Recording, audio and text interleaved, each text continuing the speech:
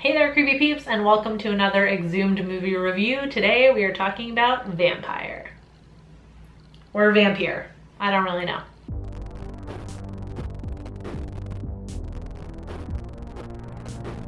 Before I get into anything though, I want to say thank you to my creepy patron peeps for your support of my channel. Thank you guys so much. If you want to find out the perks to being a creepy patron peep, you can follow that link in the description.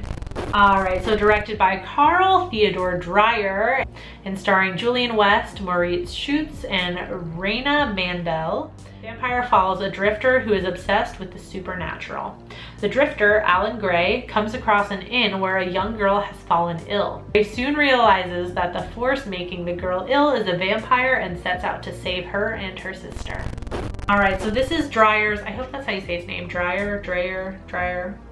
It was his first sound film, although many elements were taken from silent film era, obviously, like title cards explaining what's going on in the movie. The dialogue was kept to a minimum though. I was a bit confused when the movie started, the fact that like hardly anybody was talking, and the actors mouthed their lines in French, German, and English so that their lips would correspond to the voices that would be recorded in post, which I thought was interesting. Anyway, so let's get into what I liked about Vampire. Or Vampire, I still don't know. I really like the look of this film. It has like a very dream-like, fuzzy, slightly out of focus kind of look. And it's done on purpose though, so to kind of achieve this look, a piece of gauze was held in front of the camera lens to make the whole film look very dreamlike. And it's really effective in the movie. It kind of makes you feel like at any given second Gray is gonna wake up and you're gonna find out the whole movie has been a dream. And it kind of goes along well with the idea that vampires hypnotize people too, you know. It kind of feels like you're in a state of hypnosis the whole movie. I also really liked the effect of the creepy shadows dancing along the walls and the floor. Towards the beginning of the movie where Gray is kind of exploring the town that he is in, and he finds this old castle and he explores it and he gets frightened by these shadows dancing along the wall, which I assume that there's, you know, and obviously there's no bodies attached to those shadows, so he freaks out understandably. And so I don't know if this was the intention of it, but it felt like those were the ghosts maybe of the vampire's victims that he was seeing. I don't know, that's just what I was reading from the movie, you know, what I got from it. So I feel like it was actually a super effective way to kind of show that, and obviously very easy to achieve as opposed to trying to use special effects, which obviously in 1932 were very limited. And I also thought the camera work was kind of innovative, I guess, for its time. There's one sequence where Gray has a vision of himself being buried alive, so there's a lot of point of view shots. So he gets put in this coffin and there's a window over the face, and you see a lot of shots of the camera being held, you know, as if, you know, with the lens pointing up, as if it's lying down, as if it's somebody lying down, and you see what Gray is seeing, like you see the buildings passing by of him being carried to the cemetery and everything. And I just thought it was innovative given the decade that this movie came out. Like, no shade, no tea to a lot of other older films, because obviously back then everyone was still trying to figure out this crazy medium that was filmmaking. It was still so new, but I feel like a lot of filmmakers stuck to kind of this same formula of filmmaking. So seeing something like that back in the 1930s seems kind of innovative for the time. It definitely sets it apart from a lot of the other movies that were coming out around that time, camera work wise, if that made any sense.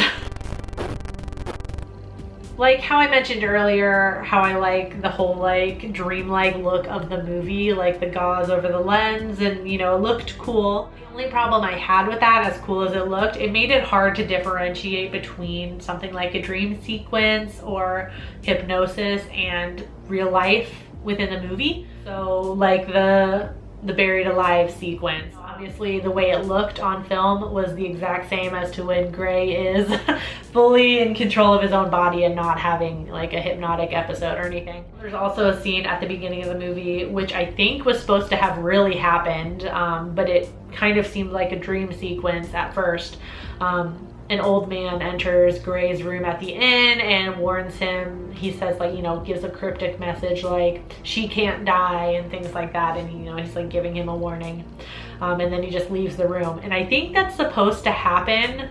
Actually, I think that was actually supposed to have happened, but obviously because the movie looked so dreamlike, it was hard to, it took me a while to be like, okay, I think that happened, because it kind of seemed like a dream sequence, but I'm not sure.